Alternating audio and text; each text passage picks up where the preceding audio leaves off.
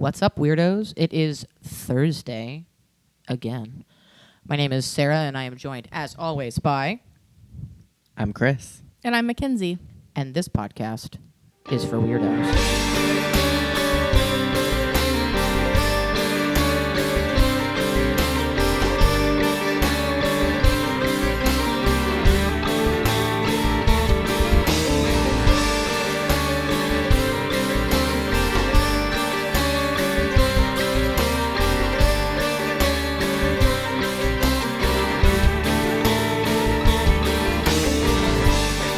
This week, I am going to be talking about the man, the moth, the legend, Mothman. So I'm not going to say anything until I get you guys' things. I am going to say this. This is going to be a ride. This may be a very long episode. I have a lot of content. I'm not going to be able to cut any of it out because you need it all for the context of the story, because this is a fucking crazy story. So tell me your feelings. What you know, what you don't know, what you want to know, what you wish you knew. God, I love the Mothman. I think the Mothman is one of the cryptids that brought the three of us together. Obviously, a lot of Hellier has to do with the Mothman prophecies and the legend of the Mothman. John Keel has a lot of say in that, and from our origin story, that Hellier that brought us all together. But from a popular folklore cryptid standpoint, the Mothman is just such an interesting case, right? Because he's not still seen. Like, people don't cite the Mothman anymore. He was cited for a very specific period of time, right? I personally believe in the theory that Mothman is some kind of ultra-terrestrial that was in a flap. So I believe the Mothman is a real thing. I don't think he's just doodle-bopping around in the woods or the TNT domes. I think he ain't doodle-bopping. He's not doodle-bopping. I think he came for a purpose, did what he was supposed to do, and peaced out. I love that the lore around him is so vibrant and thriving. So I just love it. I love what he represents for so many people. So I love that. Christopher, talk to me about Mothman. I feel like I don't know as much about Mothman as your average Joe, honestly. I know a lot of generalized lore. I also did not know most of this. What I thought I knew about the Mothman, I know is not as much as I should know. About like Mothman. I have always wanted to know more about Mothman. I just have not had the time and commitment to consuming more knowledge about Mothman. Such a vibe. But I'm really excited to learn more today. Amazing. And I get to benefit from your research. You do, and you don't have to read the 296-page book. That actually, I'm going to preface my whole episode by saying, if you are interested in weirdness as a whole, you should read The Mothman Prophecies by John Keel. Yeah. Yes. When reading that book, you should remember that it is about a case that took place in the 1960s and was written by a white man in the 1970s. There is a lot of stuff that, were John Keel alive today, he probably would change how he worded it. He would probably change how he wrote it. It is a product of its time.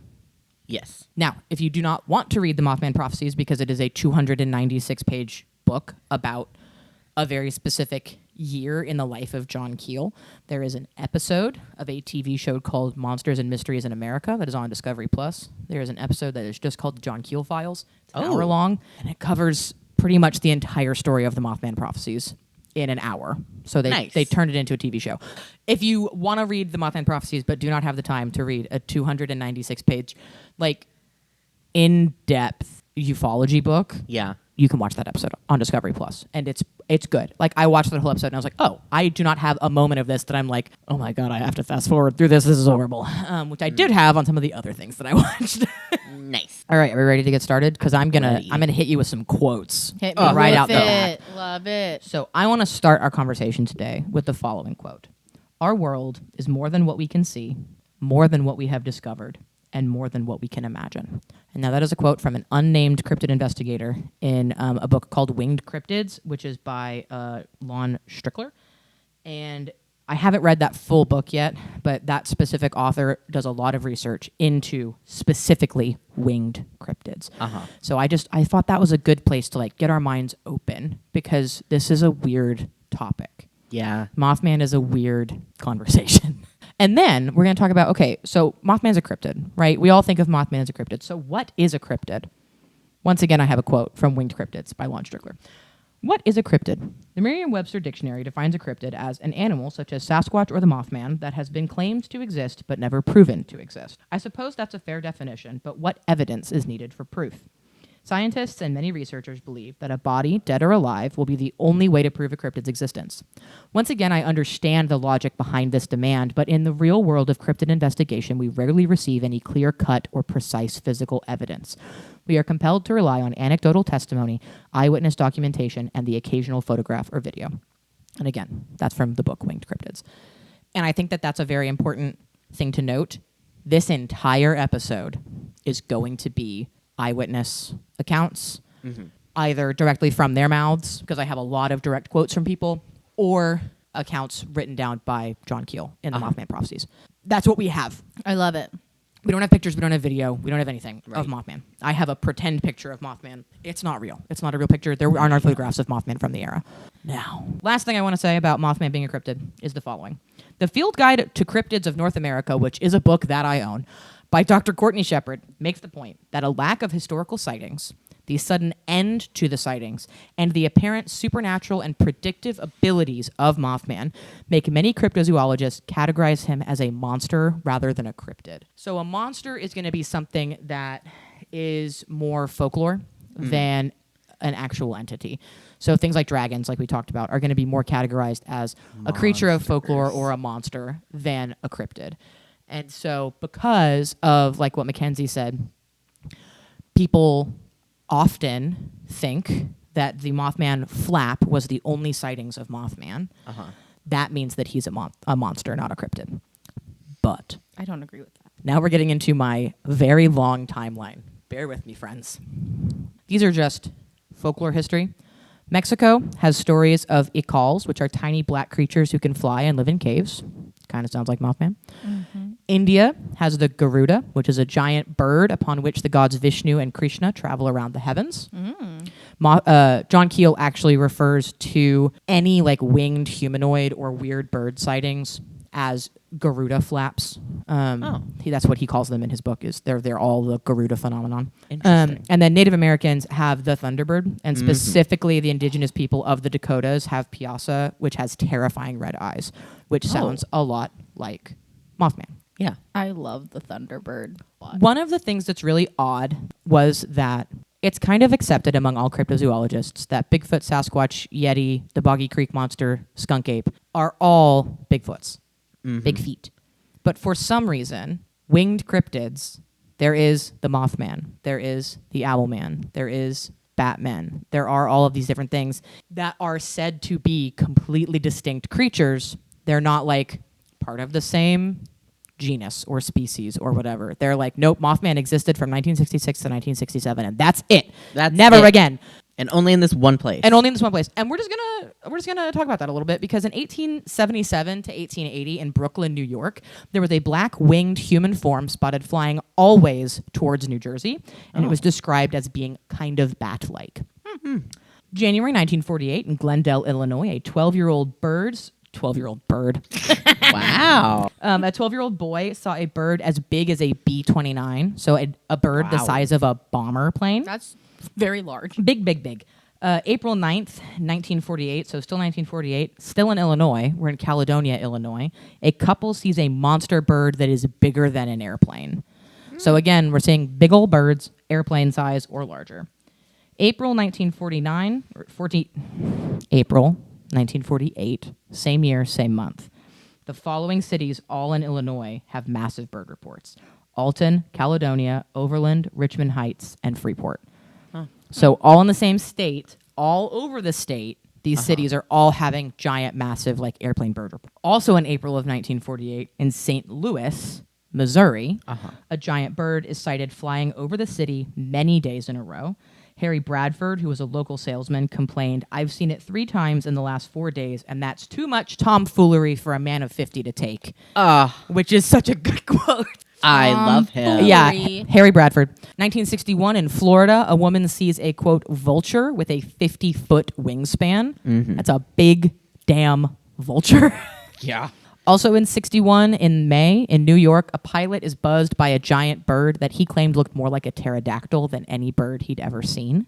Mm-hmm. Also in May of 1961, in the Chief Cornstalk Hunting Grounds area of West Virginia, a woman and her elderly father see a man-like figure in the road, much bigger than a man.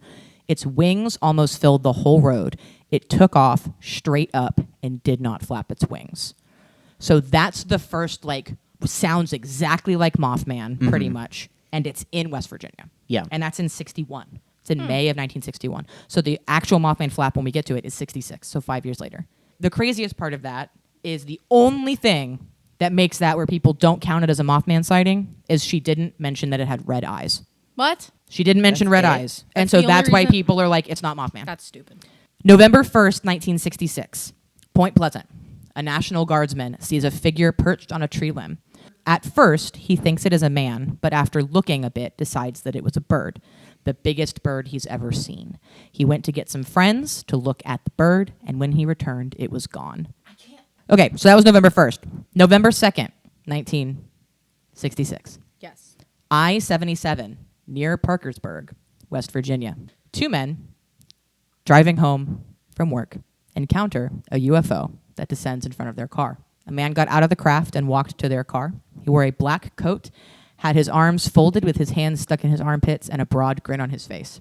He asked them who they were, where they were from, where they were going, and what time it was, then left. One of these men was visited by a, quote, scientist who told him to forget the whole thing. He told no one his story until another man reported his similar experience.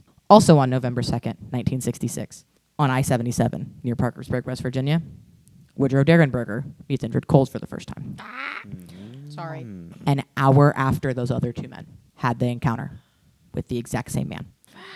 So Woody was on the highway headed south on I-77 near Parkersburg. He hears something in his van. He was a sewing machine salesman at the time. He heard a clatter in his van. He turns around. Something had fallen off of one of the shelves in like the back of the van. And then when he turns back around to the road, there is a craft in front of him that is like turned in front of him. He pulls over. He stops. A man gets out of the craft that is in front of him. He describes him as odd looking. So a lot of the not Mothman, but quote, this space people is what Yes. John Keel refers to them as, because that's what most of these contactees are referring to them as. The space people are described as being like vaguely Asian looking, but white. Like they have Asian features, or they have very tanned skin or very sunburned skin. That's how they're described in Mothman prophecies. Interesting. Yeah. And the one thing that most of these people noted about these entities is that they had really bulging eyes. And so a lot of the times the ones that would later come to be the men in black would wear sunglasses so you couldn't see their weird eyes. And their hands were often described as odd. They had really long fingers. And so the fact that those other two men who encountered, who we would discover to be Indrid Cold, he was hiding his fingers. Like he was hiding, he had his arms folded and his hands in his armpits. But isn't Indrid Cold said to be black? That is in the Terry Wrist story that Okay, we get you're that right. piece of information. So according But John to Keel never describes John Indrid Keel Cold. never describes him that way. Woodrow Derenberger never describes him that way. Huh. So Weird. an interesting fun fact. Interesting. Woody has this encounter. He gets a telepathic conversation with this man who at this point does not give his first name. He calls himself Mr. Cold. Woody is like, my name's Woodrow Derenberger. I do this. I'm going here. This is where we are. That city over there is Parkersburg. And Mr. Cold says that he is from a planet, you know, much less fortunate than Earth. Like, it's a lot weaker, and he's here on a mission of peace, is kind of what he says. And then he says, I will speak to you again. Gets back in his craft, takes off. Okay, so that is on November 2nd. Which also, just the thought, like, to put myself in the frame, like, of Woody Derenberger, to have a spaceship roll up on you on the side of the road and, like, pull you over, basically. On an interstate. On an interstate, and then get out and come talk to you, I would be terrified. Like, regardless of what I know now, regardless of what I knew about, like, ufology, alien interactions, whatever, I would be so scared. I would poop my pants. I would be like, Right. I can't tell, like, I don't know if I should tell anybody about this. I don't even know who I would tell. Why would anybody believe me? Like, the fact that he was even willing to talk about what happened. up. Shocking, because so many contactee or encounter stories, they're like not going to talk about it, right? Yeah, like the other men who an hour before Woody met him also met Mr. Cold. They were like, we're not going to tell anybody. That's terrifying. We're not going to tell anybody about this. Yeah. The only reason that one of those two men came forward was because he heard Woody's story on the radio. Mm-hmm. And then he was like, I had the same thing happen on the same goddamn day, like an hour before that. So that was November 2nd. November 12th, 1966, in Clendenin, West Virginia, I think is how you say it. I'm not 100% sure. Two grave diggers spotted a winged human figure fly low over their heads. Cuckoo. Cuckoo bananas. November 14th, so now we're like in a every day something's going to be happening pretty much. November 14th, 1966, content warning. A dog goes missing in this story and does not come back. So that's very sad. I don't know if he was harmed, but he goes missing. He goes missing. He goes missing. Salem, West Virginia. Newell Partridge's TV started acting up at 10:30 that evening, making a high-pitched whining noise and a weird herringbone pattern on the screen. At the same time, his dog Bandit started howling, looking down the property towards their hay barn. When Newell shined a flashlight in that direction, trying to see what his dog was howling at, he saw two giant red eyes. They were unlike any eyes that the experienced night hunter had ever seen. He was really familiar with what different animals' eye shine looked like in a flashlight. Mm-hmm. Never seen anything like this before. Bandit, the dog, took off towards these eyes. A wave of fear kept Newell from following his dog. He would later say that he felt like he was paralyzed. The next day, he went to search for Bandit and found tracks that ended in a bunch of paw prints running in a circle as if the dog was chasing his tail. But Mr. Partridge did make sure to note when telling the story that that was an action that he had never seen Bandit do before. Bandit was not a tail chaser. No tracks led away from that spot, and Bandit had simply vanished and was never seen again. Like they never found remains even. He was just gone. Mothman has a pet puppy now. Mothman has a dog now. But it is common to hear of animals, dogs especially, going missing around alien encounter or contactee stories. Yeah. So one thing, I'm going to talk at the end of the episode a lot about the book itself, Mothman Prophecies, but one thing that John Keel really does focus in on, there's a whole chapter about how there is a lot of cattle mutilations and animals going missing and, dogs getting taken or dogs being found dead and that kind of stuff around the Mothman flap in 66. Interesting. So now we have the first official Mothman sighting. So this is the one that everyone cites as the first Mothman sighting. And there is a reason why people like to pinpoint this one. November 15th, 1966, the TNT area near Point Pleasant, West Virginia. So the TNT area, before I get into this actual sighting, I'm going to talk about the TNT area really quick. The TNT area itself is a former munitions manufacturing and storage facility that was in a McClintock wildlife refuge outside of Point Pleasant. So during World War II, they used this area to manufacture and store explosives, hence why it's called the TNT area.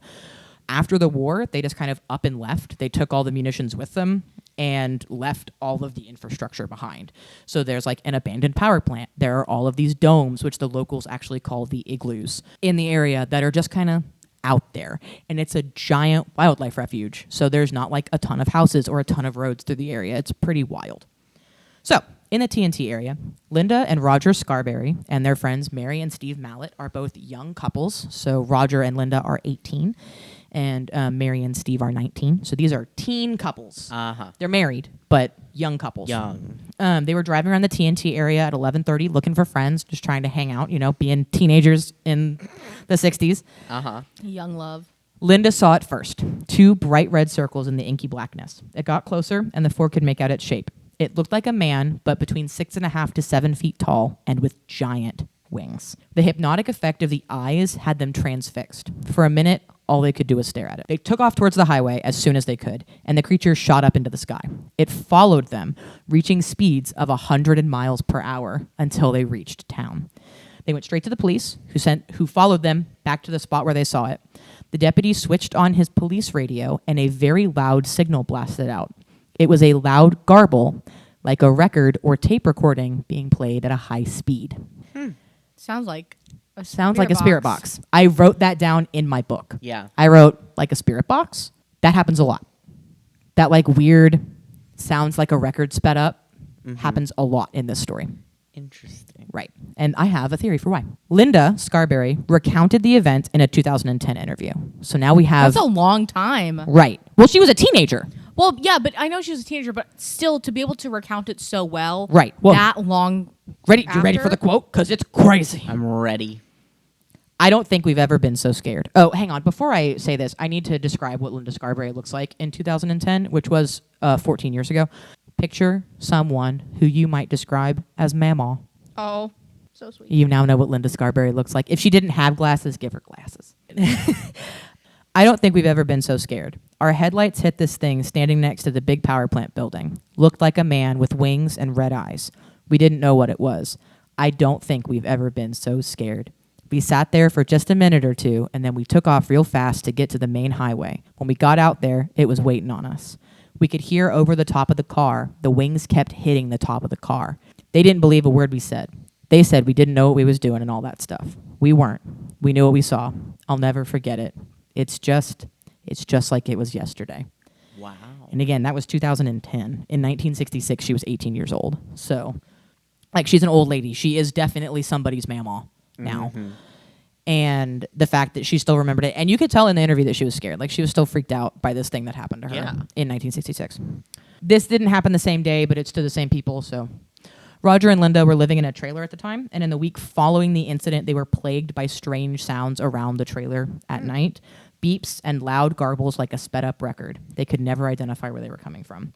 They were frightened enough that they moved out of their trailer that they had together as a married couple and into Linda's parents' basement.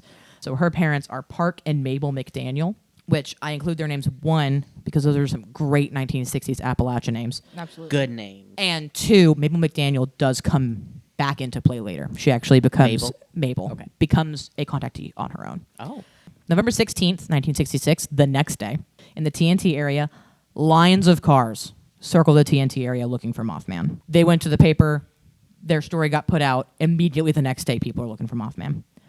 The Wamsleys and Marcella Bennett are driving to visit a couple of their friends. And they see a big red light in the sky that is definitely not an airplane. They actually were not in the TNT area looking for Mothman. They were in the TNT area driving to their friend's house, and they got stuck in traffic of people looking for Mothman. So they get to their friend's house, the Thomases, and the parents of the Thomases were not home. They were out. So they chat with the children for a little bit, the kids who were at home. And then they're like, all right, we're going to head back out because we came to see your parents and your parents aren't here. And so Mr. and Mrs. Wamsley and Marcella Bennett and her baby daughter turn around and they go to leave. And when they go to leave, they look and they see, lo and behold, fucking Mothman behind their car. They describe specifically a big gray thing bigger than a man with glowing red eyes behind their car. Terrifying. Marcella was so scared, she dropped her baby. Oh my gosh. The baby okay? I don't know. If you are the Mothman baby, can you please email us at thispodcastisforweirdos@gmail.com and please tell me your story? We would love Thank to know. you. I would love to know if you're okay. Again, the hypnotic eyes seemed to freeze the group on the spot. They couldn't move. Mr. Wamsley broke out of the trance first. He grabbed Marcella, the baby, and his wife, and they all ran back into the Thomas's house. Sounds like the baby's okay-ish. Yeah.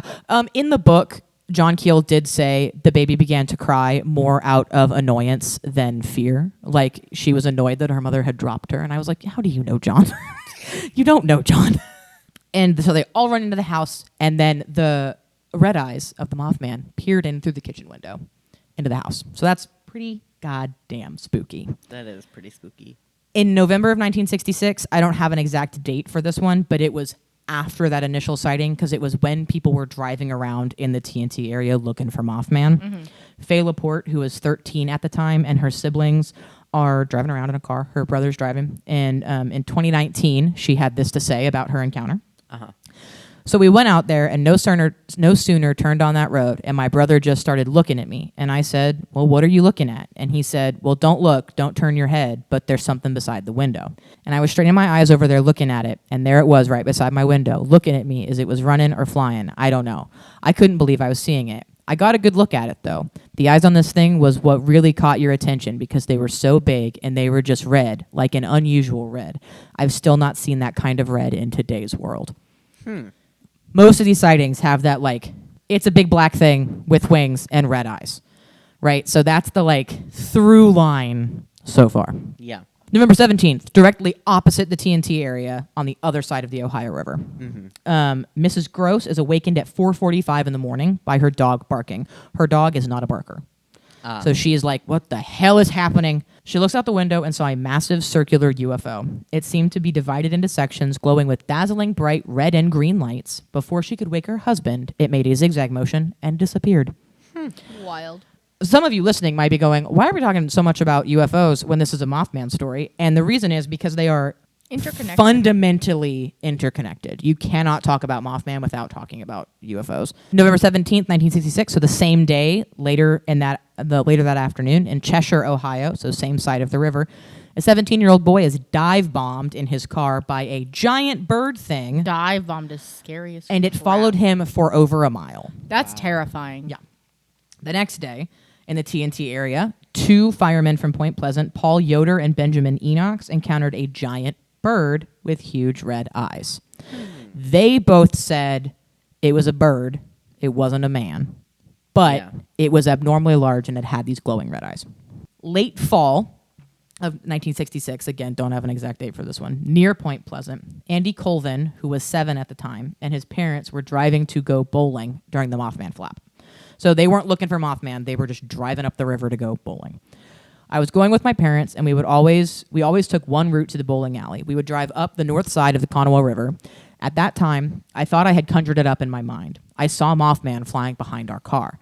It veered off and over the carbide plant. It was a very strange time. There was a very oppressive thing going on. He would remember in an interview in 2015. November 22nd, 1966, north of Mayville, New Jersey on the Garden State Parkway.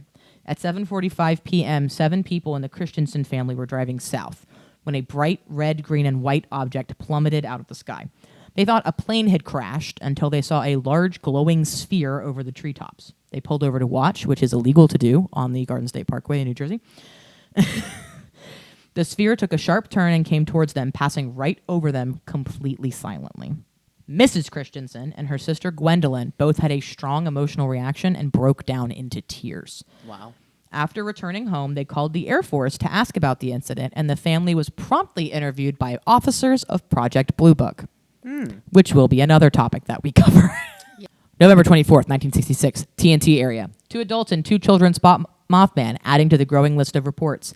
Thousands of people now flooded to the area, dividing their time between the TNT area and Woodrow Derenberger's farm in Mineral Wells. Quote, this is from John Keel. Mothman was not to be outsmarted, however. He staged his appearances with clever showmanship, popping up in unexpected places in front of witnesses who had previously been skeptical. John's like, he ain't going to show himself to you if you want to see him. That ain't who Mothman is. Late fall of 1966. This is an interesting one. Pittsburgh, Pennsylvania. Pittsburgh. A friend of Bill Davis and that friend's girlfriend were parking when a red glow filled the car. He looked out of his window and saw an 8-foot-tall figure with glowing red eyes.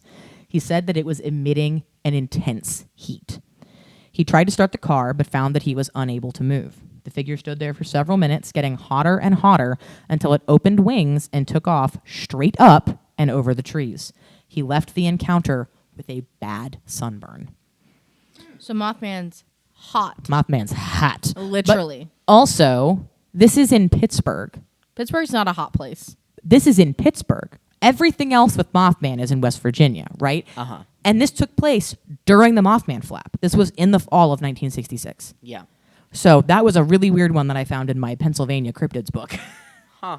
Again, showing like, there was kind of stuff showing Mothman before this Mothman flap. And there is stuff outside of West Virginia, outside of Point Pleasant, showing this Mothman flap. Now, Pittsburgh is not far from West Virginia. No, it's pretty close. But that's not a thing, really. People don't talk about Mothman outside of Point Pleasant. Mothman is generally Point Pleasant, West Virginia. All right, November 25th, 1966. Route 62, just north of the TNT area. So we're on the highway. We're on the road. Thomas Urey saw a tall, gray, man-like figure in a field next to the road. It opened a pair of wings and took off straight up like a helicopter. So that is another like common Mothman thing, is that straight vertical takeoffs, and often the wings are not actually flapping. Mm-hmm. So in Linda Scarberry's report, when she remembered it in 2019 or 2010, she said that the wings were flapping against the roof. Mm-hmm. But pretty much every other account, its wings aren't flapping. It doesn't actually flap its wings. Well, but okay. She was saying she heard the wings flapping against the roof. Yes, but then also in all of the ones that they don't say that he's flapping, that he's like not flapping. He's going straight up into the air. Right. A lot of them also will say, none of the ones that I've said so far, but do say like the wings were not flapping. The wings were fixed. The wings don't move. Oh. Yeah. So they don't move in like a folded position. Like they're out. Oh, they're out straight. They are straight out, but they just not a flapping wing. Not a flapping wings. How very odd. Very odd. That is odd. Also, Mothman apparently has VTOL capabilities, vertical takeoff and landing. Yeah. Yeah. 1966 in Gallipolis, Ohio, Mrs. Bryant, that is the only name that we have for her, we don't have a first name, watched a UFO land in a parking lot and was approached by two men who exited the craft. They asked her name, where she was from, and what she did for a living. She described their voices as sing-songy and high-pitched, quote, like listening to a phonograph record at the wrong speed, end quote. They asked her, what is your time? Several times before departing. Oh my God, that's our favorite. In 1963 and 64, she had trouble with cattle rustlers on her property, killing her cows and taking the brains, eyes, and other organs, but never like the meat that people would normally want. She saw them a few times but was never able to catch them. They were always tall men in white overalls who were able to jump over her fence from standing. I hate like that. Leap a cattle fence from a standing position, not a run. During this period, her house also burned down unexplainably. This poor lady. Right. And I'm going to talk some shit about the police in Gallipolis, Ohio in the Okay. 1960s for a second. They were so rude to this woman. When she came to them and said, like, hey, I have cattle rustlers who are, like, killing my cows and hurting my property. Yeah. They called her crazy. And then she's like, I'm not going to go to them with this UFO report. They already think I'm crazy for reporting cattle rustlers, which is, like, an actual thing that is known and exists. Right. Now I have to tell you a little bit about Mary Heyer. Okay. Mary Heyer is the reporter who lives in Point Pleasant. Yep. She wrote for the Athens Messenger, which is in Ohio. She also worked for the Point Pleasant paper. She was the woman to go to if you had UFO stuff. Point Pleasant did not want your shit published in their newspaper if it was UFOs. But the Athens Messenger was like, cool. Yeah, we'll take it. We'll take it. So Mary Heyer was John Keel's like main point of contact whenever he was in Point Pleasant. Because she already had a relationship with these people. Yep. She was known in the town. So it was easy for him, this like out-of-towner, to have her, and he's like from New York, so not just out-of-towner, but big city out-of-towner, to have her be his way in to a lot of these situations. So her niece is actually a Mothman contactee. Yeah. So November 27th at 10:30 a.m. in Point Pleasant. So it's in the morning, too, which is kind of crazy. Mary Heyer's niece, Connie, saw a huge gray figure shaped like a man but much larger, around 7 feet tall. It had large, round, fiercely glowing red eyes that focused on her with a hypnotic effect. Again, we have this like weird hypnosis coming from the eyes of Mothman. She suffered eye burn for 2 weeks after. Ugh. So that is a really common thing in UFO sightings and UFO contactee situations where you get like you've looked at a welding torch. Yeah. On your eyeballs. And she had it for 2 weeks. Like when John Keel finally got to interview her, she was still suffering from it. And that was several weeks later. So it's a big deal. Yeah. Her cousin, Sharon Scholl, would be interviewed in 2015 and had this to say about Connie's encounter. She was working at a Little Tiny's restaurant. That's the name of the restaurant that we had, and she was going home. And in the open area where a golf course sits now, she said she saw this figure. Her heart was racing, and she thought, is that thing going to come towards me? Whatever she saw scared her to the point that she is an adult with children and grandchildren and great-grandchildren, and she still to this day will not talk about it. So other than her being interviewed by John Keel, she has not talked about this since. Which is pretty fucking scary. Yeah. December 4th, 1966, in Gallipolis, Ohio, just across the river from Point Pleasant, Eddie Adkins and 4 other men watch a massive airplane-sized bird fly along the river, not flapping its wings. December 7th, 1966, John Keel first arrives in Point Pleasant and meets Roger and Linda, Mary and Steve, Connie and her fiancé Keith, and Mary Heyer for the first time. So he actually goes to Linda Scarberry's parents' house first. And like he goes to the sheriff's office and he's like, this is who I am. And they're like, this is who you should probably go talk to. So he goes to Linda Scarberry's house and her mom, Mabel McDaniel, answers the door. And within an hour, everyone else is also at that house. And they all, like, because she calls everybody. Her mom calls Steve and Mary. Her mom calls Connie. And Connie brings Keith. And she calls Mary Heyer. And so that's when he first meets Mary Heyer, who he would actually end up dedicating the Mothman prophecies to. Aww. Because she would pass away before it was published. Oh. So then on January 11th, so we're into the new year. It's now 1967 of the Mothman flap. Tiny's restaurant in Point Pleasant, Mabel McDaniel, so Linda Scarberry's mother, saw something flying down Route 62. She thought it was a plane, but realized it was too low. She saw that it was man-shaped with stiff, non-flapping wings on its back. This is really interesting to me. The stiff wings is really not throwing me for a loop, but very, I guess it makes it even more off-putting. Yeah. Because there is the discussion of the sound of flapping, but the sound of flapping with no actual wing movement, highly disconcerting to me. Right. There's also a theory that maybe Mothman is actually a craft and not an entity. That's okay. That is a discussion. I'm going to let you keep talking because I don't know how I feel about that. I don't know how I feel about that either. This is fucking fascinating, though. Because of the non-flapping wings and the glowing red eyes that seem like they could be lights. Right. It's like maybe it's not an entity. Maybe it is a craft. And the heat of that one story. I mean... That is only reported in that one story. Okay. It makes sense. It's just so... It makes sense. I just don't like it. You don't have to like it. And guess what? It makes me uncomfortable. We're not going to talk about it. We're not going to talk about it that much because I also don't like that theory. It just is a theory. Yeah. Okay, great. Because I genuinely dislike that theory. But I do think it's very interesting that even though the wings never flap in any of these stories, he still calls it a flap. Right. Which is weird. Right. Why did he do that? Right. I don't know. It's kind of fucked up. So John Keel's a weird dude. John Keel is a weird dude, but honestly, after reading Mothman Prophecies, I kind of love him. Fair. Sometime in 1967. We don't have a date for this. Woodrow Derenberger begins getting phone calls warning him to stop writing his book about his meetings with Indrid Cold. Would you consider this in the same vein as the... Is this like the World Bankers? The International Bankers. So Yeah. these are definitely Men in Black. Okay. Which the International Bankers are also Men in Black.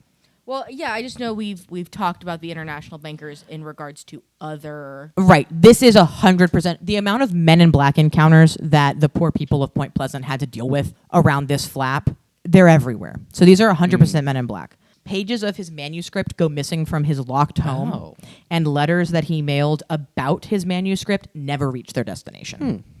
So, is this manuscript Mothman Prophecies? No. This is Woodrow Derenberger's book. This is Visitors from Lanulos. Got it. Which would get published, and he did not stop. His wife was also getting threats, and some of his friends were getting threats. Like people were these entities were calling his friends and telling them, "You need to stop him, or we will." Wow. So pretty scary. But he didn't stop, and they didn't. Well, Woodrow Derenberger did have some bad shit happen to him. I mean, he did get divorced and. It didn't stop him. Correct. Maybe slowed him. It did slow him down, but it did not stop him. Woodrow Derenberger cannot be stopped. April 5th, 1967, Camp Conley Road in West Virginia. I think this is in Point Pleasant, but it never actually said. Like, I think that is a road within Point Pleasant itself. At 8:30 p.m., a bright white light glides over the Lilly property. It happens so frequently and consistently at this point that you could set your watch by it. Oh. Countless reporters and onlookers try to get pictures or videos, but find their cameras to be faulty or non-functional. The light floated down into a ravine behind the Kelly home, so it goes from the Lilly property to the Kelly property. As it did every time. The Kellys experience telephone and TV problems every time this happens as well. Huh. April 7th, 1967, my big brother's birthday. Happy birthday. Happy birthday. Near Point Pleasant, John Keel, Mabel McDaniel, so Linda Scarberry's mother, and 2 other women went to his favorite UFO hill because at this point he had one. I love that. I wish I had a favorite UFO hill. The UFOs were so frequent in Point Pleasant at this time that you could go out and guarantee you were gonna see one every night, pretty much. Like him and Mary Hire, if they had somebody who was like, I don't believe in that UFO shit, they'd be like, all right, meet us at this field at 10 o'clock. Wow. So at 10:15, a red glow appeared quickly, followed by a second. Keel flashed his flashlight at them because he had started doing that as a way to try and get them to communicate with him. He would like flash Morse code at the UFO. Sometimes they would respond. Sometimes they would respond by leaving. And sometimes they would respond. And Morse code? Well, no, so he would like flash 3 times and then they would flash 3 times. One time he flashed descend at them in Morse code and it did start coming down, but then it took off. It was like, bye. It's very much giving what is it? Close Encounters of the Third Kind. Right. He flashes his flashlight at these 2 red lights that he sees to no response. So he was in the car when he flashed the lights. So he gets out of the car, climbs over the fence, and gets into the field to try and get a closer look because John Keel knows no fear. Better him than me. He's got audacity. Right. No fear and all the audacity. He has the audacity of a mediocre white man. And John Keel, may he rest in peace, had the audacity of a mediocre white man. When he got closer, he flashed his light at them again, and they got brighter and then vanished. So they like surged and then poofed. He got back to the car to find that all of the women were terrified. So all 3 of these women that he had brought with him were spooked. Apparently, they had all seen a tall man in the field climb the fence and cross behind the car. They all thought that it was Keel until his flashlight turned on in the middle of the field. They did not see the other man again. I don't like that. I don't like that at all. I'm terrified for them. I hate that. Like so the problem is that it was probably a man in black trying to come like tell them like you don't see anything. But the timing, sir, don't do that at nighttime. No. You're already scary enough in the day.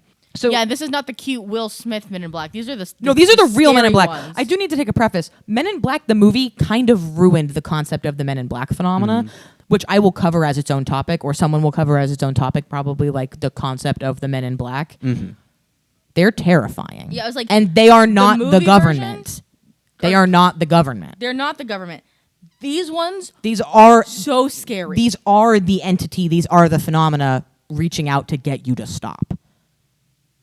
That's what the actual Men in Black are. They give me all of the Heebies and all of the Jeebies. Both the Heberts and the Jeeberts. So now we get a little bit of a serious moment. Okay, we're serious. Everyone get serious for a second. Serious. Spring of 1967. Mike. Cars filled with students from neighboring colleges would arrive unannounced at the homes of witnesses who were named in newspaper accounts, often late at night, and expect to be welcomed. That's... Bleh. One by one, witnesses fell silent due to ongoing harassment. Quote from John Keel. It was then my policy to publish only reports in which the witnesses allowed their names to be used. I avoided blind items. But as time went on and I saw what was happening to some of these people, I realized they had to be protected. Not from Men in Black or sinister government agencies, but from the UFO believers themselves. This unfortunate problem persists, and this is why I have used blind items here, or in some cases, altered the names of witnesses or their locations. It is a common policy in medical books and scientific literature, but it is sad that it becomes necessary in studies of this kind. Yeah. And I do want to take a second and say, like, don't bother these people. No. Some of these people are still alive. Like the likelihood that Linda Scarberry and Roger Scarberry, who divorced because of this case, are still alive is high. They were teenagers. They're probably my grandparents' age now. Yeah. Like, these are your mamaws and papas. Leave them alone. Leave them be. Do not go to Point Pleasant and knock on people's doors and try and get them to tell you about Mothman. Go to Point Pleasant, eat at a local cafe, go to the museum, stimulate the economy. Yeah. Do not bother these people. Go to the domes. Go to the domes. Feel the vibes. Go out there, investigate. Do not bother people. Do not bother these people. Don't bother the locals. They have had enough hell from this case. Do not add to that problem. Yep. And I think that is important to note and important to think about in regards to all of these topics and all of these investigations. just because we say a name doesn't mean you can find that person. And I think you shouldn't. It's a good thing to reiterate. It's a good thing to reiterate. And I am using the names from John Keel's book. Mm-hmm. I did not seek out to find if these were these people's real names or not. I am using the names from the book. Yep. So these may be not their real names to protect them. Unfortunately, Roger and Linda and Mary and Steve, those are their real names because they were in the fucking newspaper. So, but other ones, I don't think that's their real names, and I'm not going to tell you what their real names are. Yeah. You shouldn't find them. Don't anyway, go looking. This has been a PSA. Be nice to people. Leave people alone. Back to the fun stuff. 1967, at an unknown location, Linda Sigmund, interviewed in 2019, said, "When I was 16 years old, a boyfriend and I were going for a ride in the country. It was about 7:30 in the evening, and we pulled off to the side of the road and pulled into a farmer's field. We were looking up at the stars, and I noticed a bright light over to my right. As we watched it, it flew up over our car, 10 feet above the car.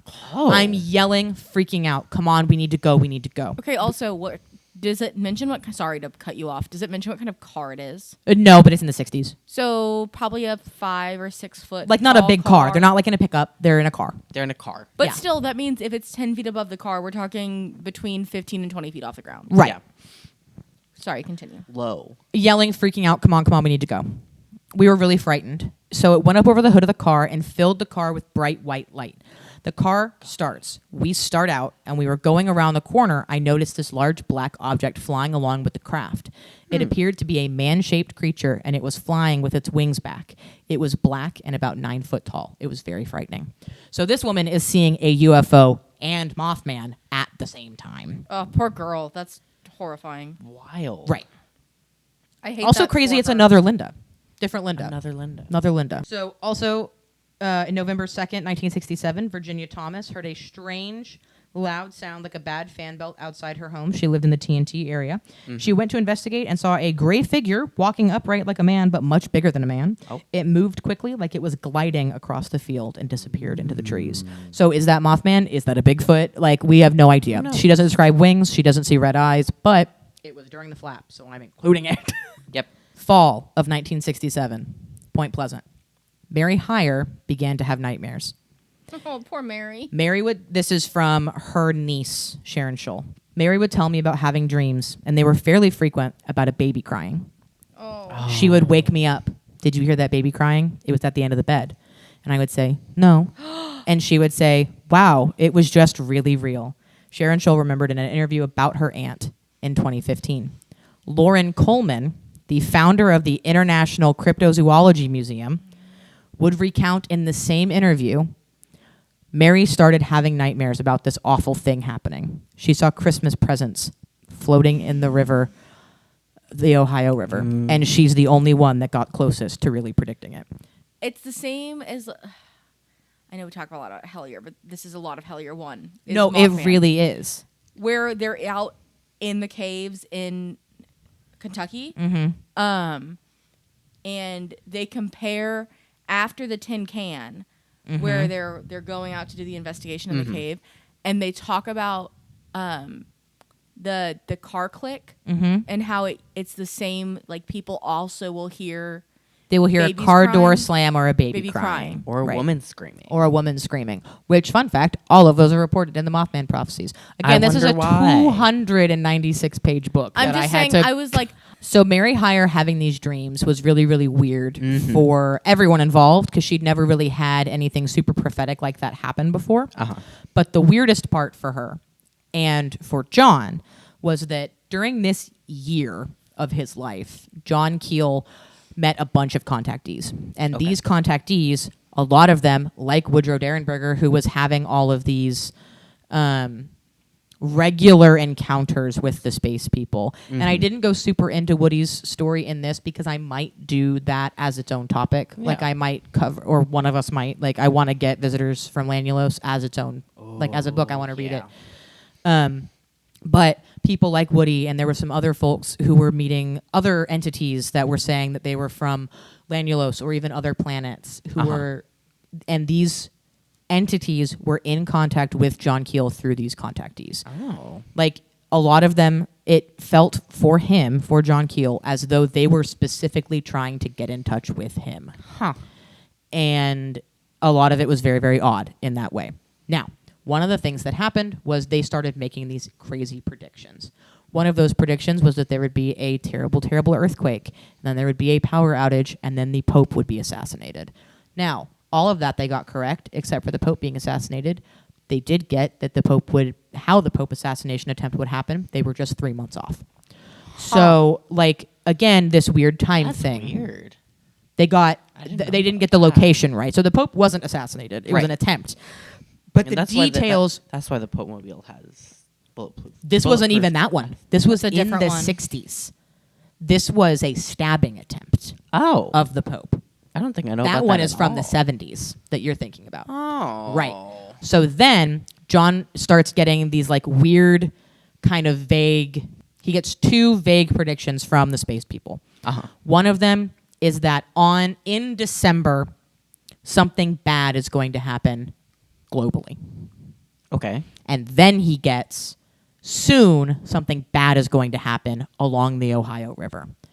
Those are 2 separate predictions. The December one gets narrower and narrower and gets down to on December 15th, a big thing is going to happen. On the Ohio River. No, separate. So the Ohio River thing is still a separate thing. Okay. He calls Mary and he says, I think that one of the power plants is going to explode on the river, because that's what I've gotten is this a bad thing is going to happen on the river. Right. That's going to cause a lot of people to get hurt. Mm-hmm.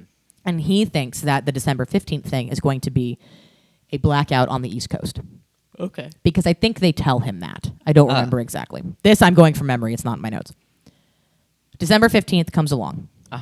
He has a friend over. John Keel thinks that what's going to happen on December 15th is when the president plugs in the Christmas tree for the White House Christmas tree lighting, that the power for the entire country is going to go out.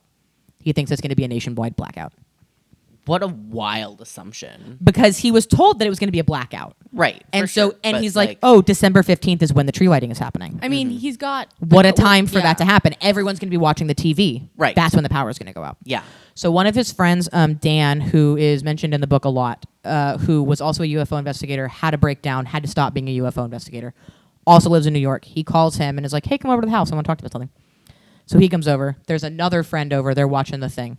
And John tells Dan his theory that he thinks that when the power goes out, or when the tree gets lit, the power's going to go out. And Dan is like, I don't want to be at your house when the power goes out. I would much rather be at my house when the power goes out. That's super valid. I'm going home. Yeah. So the power doesn't go out. The tree gets lit. Nothing happens. John breathes a sigh of relief. Then a bulletin comes across the bottom of the screen. And the news is interrupted that says, we interrupt this broadcast for an emergency bulletin. A bridge in Gallipolis, Ohio, across the Ohio River, has just collapsed. Yep. John, knowing that there is not a bridge in Gallipolis, Ohio, knows that this is the Silver Bridge.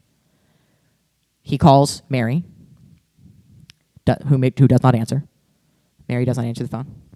He panics, thinking that Mary is dead. Dan calls him, his friend who just went home, and said, did you see? And John says, I saw. This is what they were talking about. So December 15th, a disaster on the Ohio River.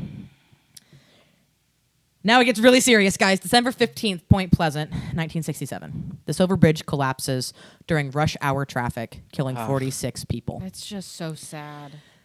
The bridge was built in the 1920s and was designed for 1920s cars. It was not really prepared to have the amount of traffic nor the size of the vehicles that were on the bridge in the 1960s.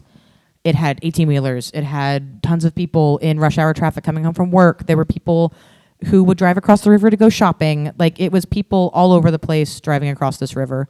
The survivors, there were, I think, 6 survivors total. Told their stories later about how they had other family on the bridge that they could see, and they waved to them before the bridge collapsed. Again, 46 people died. Some of them were never found. Most of the bodies were recovered. I have this quote from Dottie Campbell, who was a friend of Mary Heyer, that said, one car had a mother and her 2 children in it. One of the girls, 6 years old, was never found. The body was never retrieved. It was just hard to talk about, just so sad. People thought that they had seen the Mothman go over the bridge right before it collapsed. And she said that in a 2015 interview. Mm-hmm. Now, we're going to get into some weird conspiracy-esque stuff. If you take the first official Mothman sighting, that was November 15th, 1966. Exactly 13 months later, the Silver Bridge collapses. Exactly 13 months after that, Mary Hyre passes away from an unknown illness. Oh. So that's weird. I don't care who you are. That's really weird. That's odd.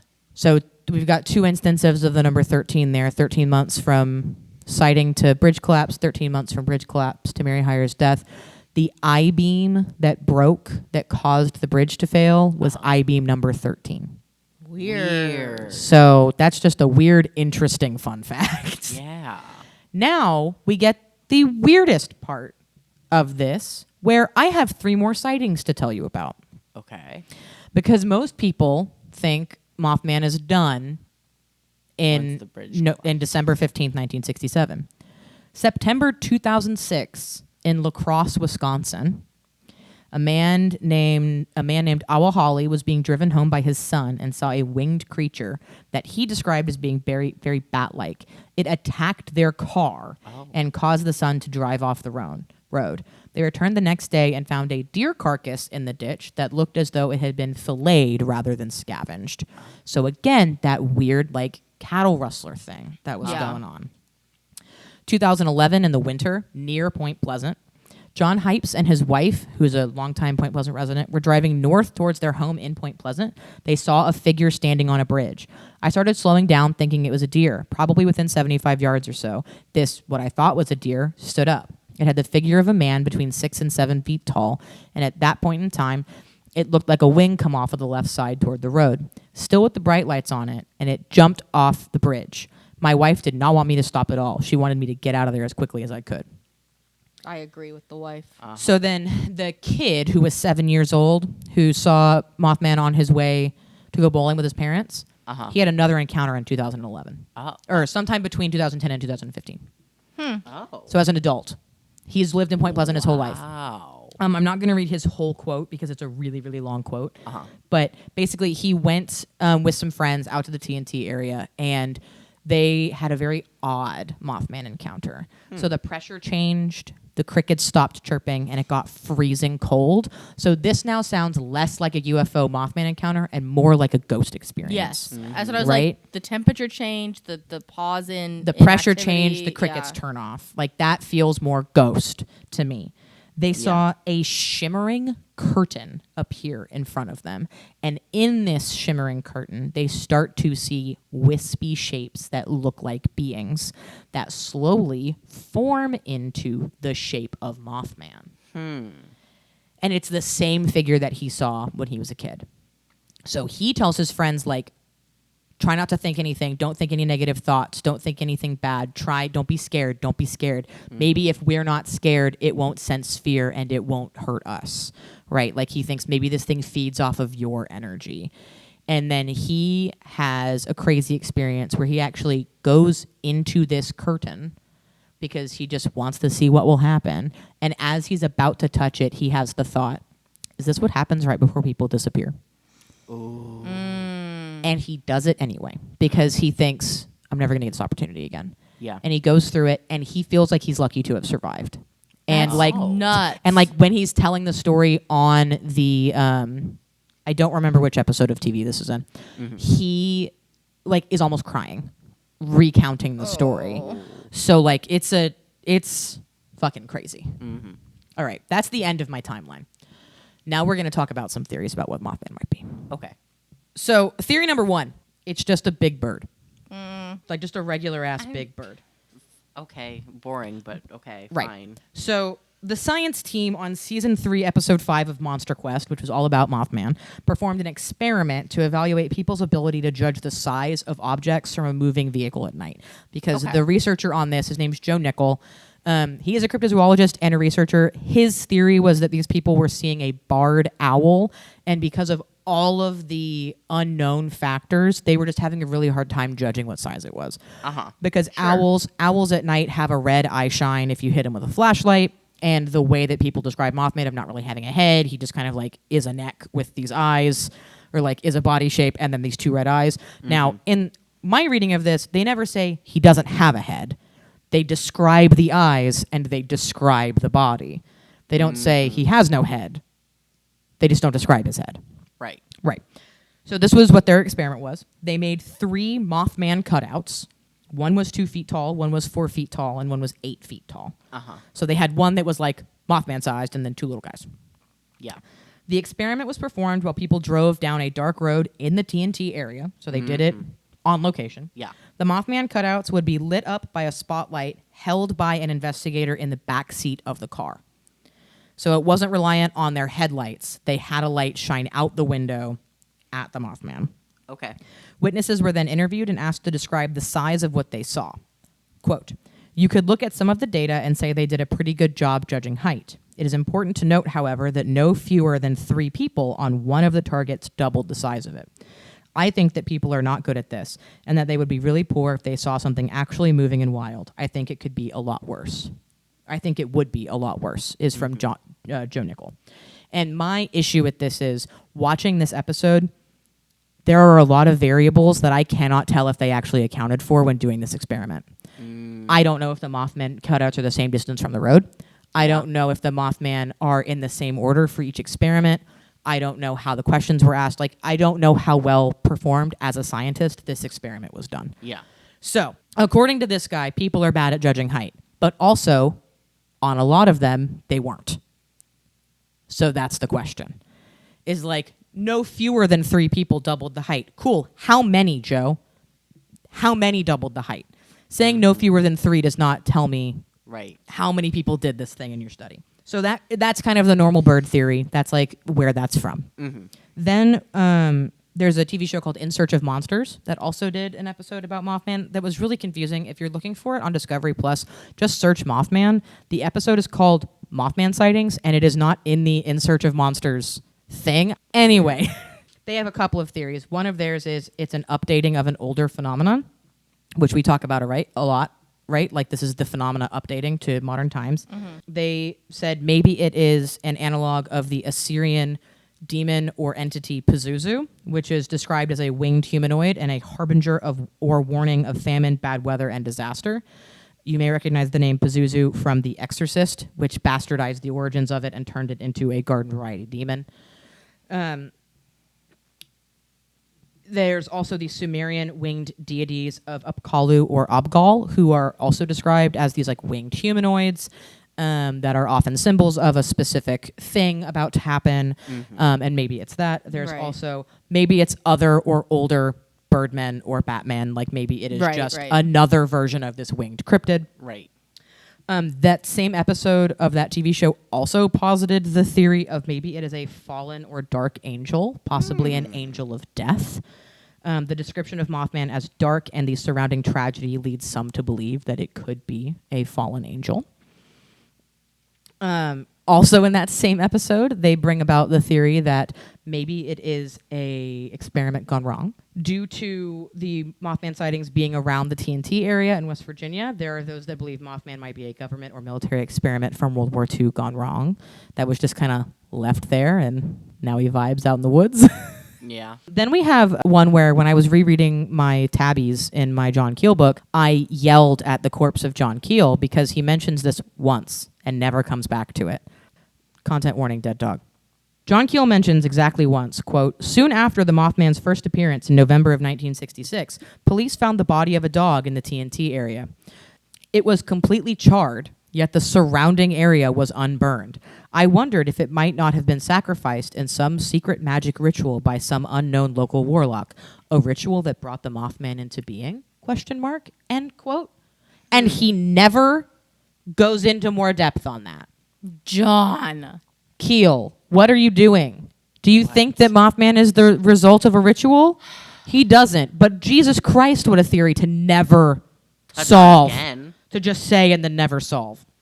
So then we have the extraterrestrial theory. There are those who believe that Mothman and the Flatwoods monster of 1952 are the same entity. Oh. So the Flatwoods is also in West Virginia. Yeah. As I've mentioned a lot, there are tons of UFO sightings in the area during Mothman, and almost everyone involved in the Mothman flap had encounters with the Men in Black, which are a UFO phenomenon, right?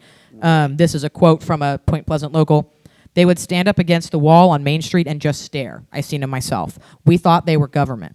I think most of us did. That time I thought, they're government and they're put here to watch people, and I couldn't figure out what was they watching. Carolyn Harris, a lifelong Point Pleasant resident, said in 2015. Also picture someone named Mamaw? Carolyn Harris. When I was watching this show with my mom, they didn't have her name up on the screen, and I went, whose Mima is this? Whose Mima is this? Whose Mima are this? And so there's a lot of that kind of... There's a lot of alien stuff that it could be, right? Like all of this extraterrestrial UFO sightings, it makes sense to think maybe it's an extraterrestrial, maybe it's that kind of thing. So now we have a quote from Jonathan Keel again. Instead of thinking in terms of extraterrestrials, I have adopted the concept of ultra-terrestrials. So now we're going to talk about ultra-terrestrials. Beings and forces which coexist with us but are on another time frame. That is, they operate outside the limits of our space-time continuum, yet have the ability to cross over into our reality. This other world is not a place, however, as Mars or Andromeda are places, but it is a state of energy. So that is John Keel coining the term ultra-terrestrial. Yeah. And we all, I'm pretty sure, think that this is the theory about what Mothman is, more than likely. And he really talks throughout this book about these ultra-terrestrials and the space people having this, not even otherworldliness about them, but just out-of-worldliness about them. Like, they don't come from anywhere. And same thing with the Men in Black, because if you agree with this kind of theory, the Men in Black are part of the phenomena. They are not a separate phenomena. They are they are a symptom of Mothman. And they are often described as wearing clothes that are either very out of style or are not yet in style. They would drive very old cars that are brand new. They use out-of-date or not yet used slang. Like this, they have this weird relationship with time. Woodrow Derenberger would regularly regard the euphonauts as time travelers because I think that's the first time I said euphonauts. I think so. It is. They're the men driving the UFOs.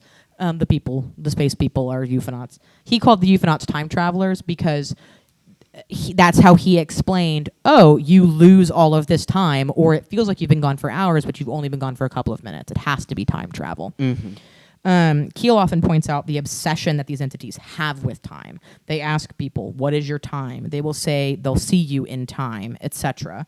As well as their rapid-fire language and various reports of sounds similar to a sped-up record. Keel thinks that this could be the entities having a hard time adjusting their speech patterns to our time zone.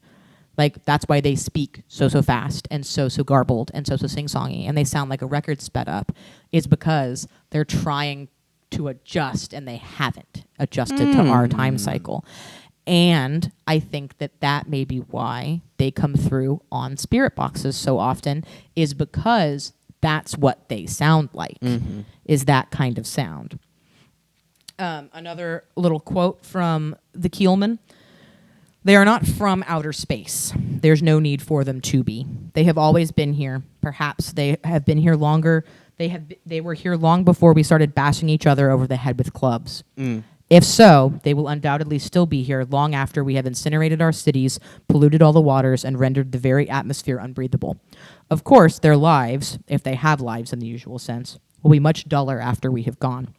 But if they wait around long enough, another form of so-called intelligent life will crawl out from under a rock, and they can begin their games again. So I'm sure they can entertain themselves. I'm sure they'll figure something out. But the whole point of this fucking book is him talking about the games that were played specifically with him by these entities. They were out here to fuck with John Keel.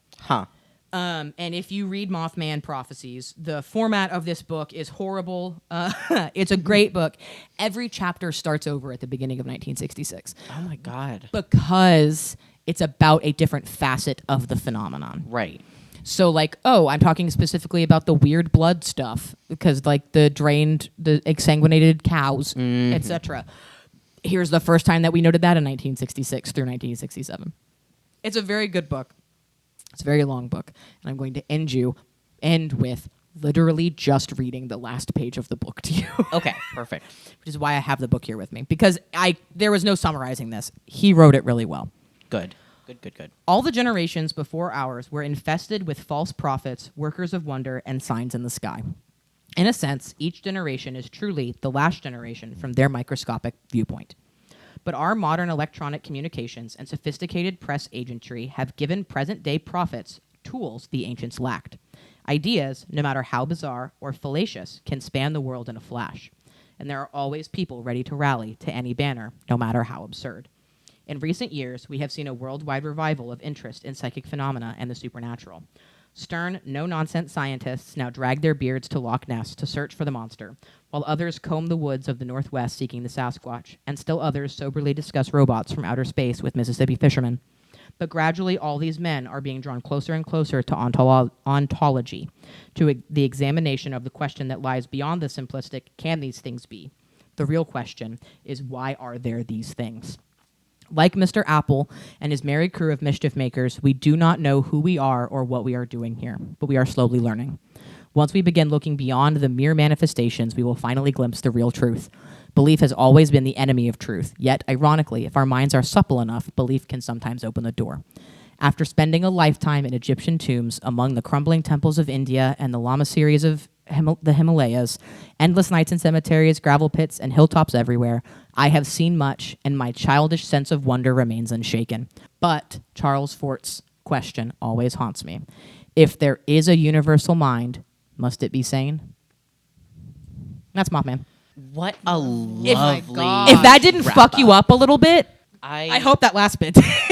That was almost poetic. Right. Like, this book is hard to read.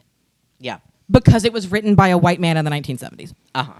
There are some words in this book that I'm like, you could have chose anything other than that. But I'm like, no, we couldn't, because that was what he meant. But even though it's a very hard read because of that kind of stuff and the format and the way that it's laid out, there are bits like that where I just go, I wish I could have met John Keel. Yeah. I wish I could have shaken this man's hand and said, like, thank you for opening the door to this kind of research being thought of in this way, because he truly was one of the first people to think of the phenomenon as a whole topic. Yeah. Rather than being a ufologist or a cryptozoologist or a paranormal investigator.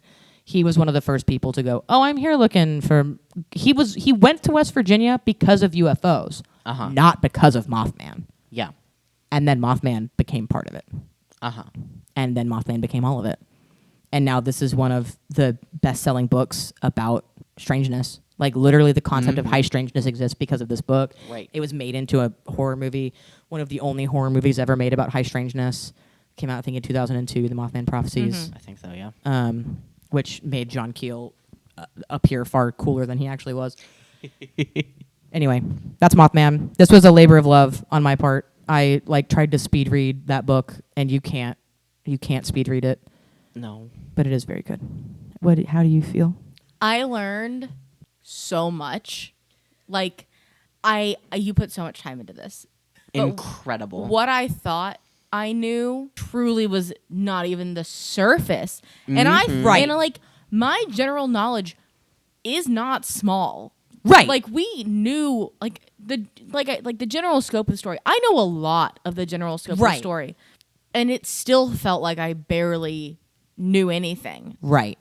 And for the people that were experiencing this as it happened, like, there's part of me that is like, if I could time travel. Right. Not to change anything, not just to observe. I just want to watch this stuff happen. Like, right. I don't necessarily, like, yes, I want an encounter experience. I also don't. Like, I don't want to see Mothman. Mothman sounds fucking terrifying. I mean, he sounds so scary. I don't want a sunburn on my eyeballs. I don't want any of this. I don't want to see Mothman because I don't want to have to deal with the Men in Black. Like, Mothman's fine. The amount of Men in Black of, like, stop looking into this. Like, the book starts with him talking about these two guys coming into Mary Hyre's office and going, what would you do if I told you to stop publishing UFO reports? And she said, I'd tell you to go to hell, which is iconic. A Queen Mary Hyre. Everyone should read this book just to read about, like, John Keel low-key falling in love with Mary Hire. Good for Mary. Right. Good for her. Good for her. Oh my gosh. Like, it makes me love that people have latched onto the Mothman lore. I just love it so much more. Like, I love, not to say that I think people should still have a very healthy respect for cryptids as beings. Yes. And I think we lose that some I think the memes are great, all of that. Reemergence into popular culture. Right. He has become a meme. I think people need to... Which, honestly, if the phenomena didn't want that, those people would have Men in Black at their doors. But I think when we talk about stories like this, I think it's good for people to remember the origins of these things. Right. And that they aren't... fun. They aren't fun. They haven't been cute, cuddly...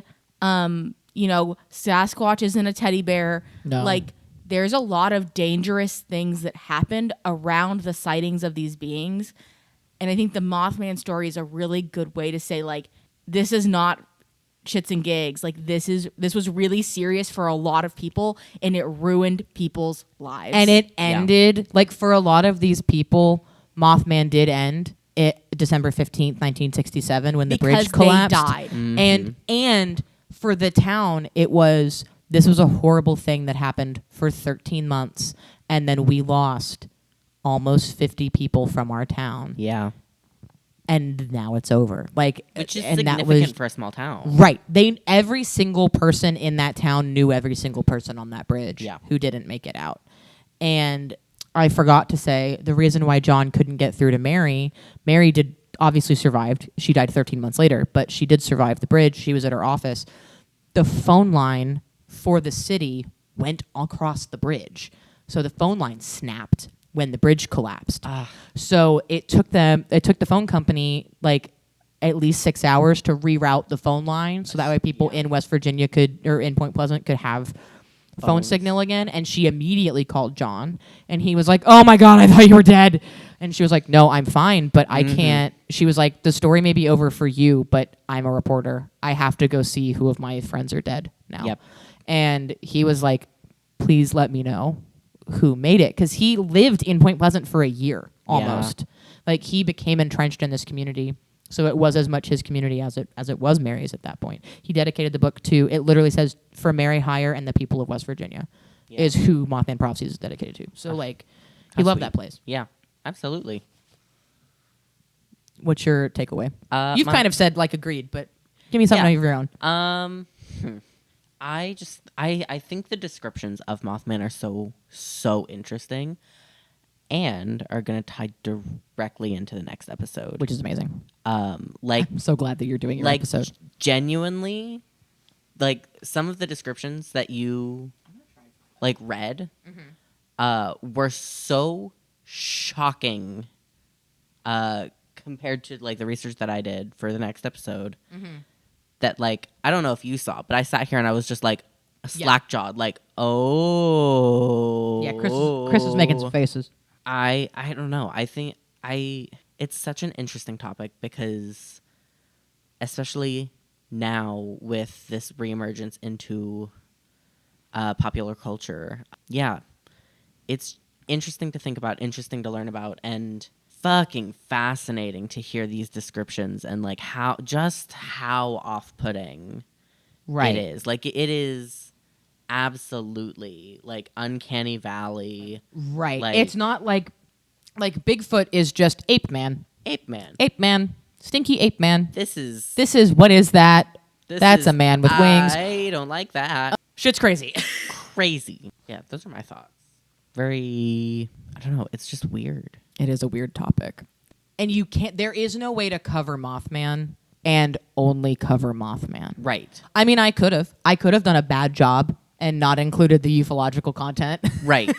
But that would not be the full story of this case. You're leaving out parts of the story. I'm leaving out, and if I had told you just the Mothman sightings, and then at the end been like, and John Keel thinks that it's an ultra-terrestrial because of all the Men in Black sightings and all of this stuff, like. It's like, well, you didn't say anything. I didn't say any of that. And I need you to know, again, this is a 296-page book. I included what I had to of the sightings. for it to make sense. There are chapters upon chapters about Woody Derenberger. There's a whole other contactee that I didn't even mention. The guy at the end that I said, Mr. Apple, he's another fucking space people, like Injured Cold. I didn't have time to include him. Maybe at some point I'll do a part 2 of the shit I didn't include in the Mothman episode. Yeah, the cutting room floor of Mothman prophecies. Yeah, the cutting room floor of just a book report of Mothman prophecies. I think that's everything that you need to know about Mothman. Please find us on social media at This Pod is for Weirdos on Instagram and TikTok for the number. Our email is thispodcastisforweirdos@gmail.com. If you have any questions, if you want me to talk more about Mothman prophecies, if you wish I'd just shut up, send us an email. We also have a Facebook page. This podcast is for Weirdos. Send us a like, give us a comment, tell us something. Tell us if you like if you like an episode.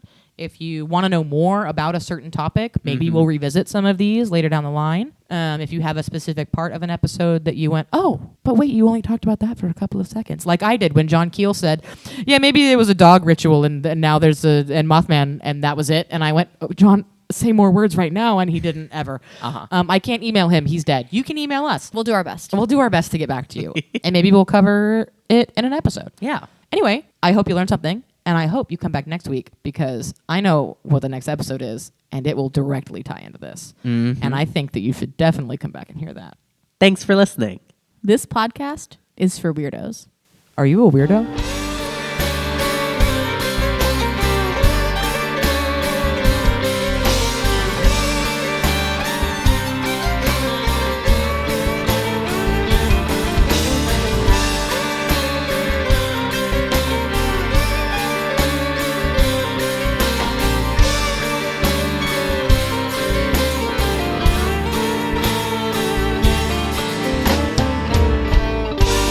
Thursdays are for the phenomena.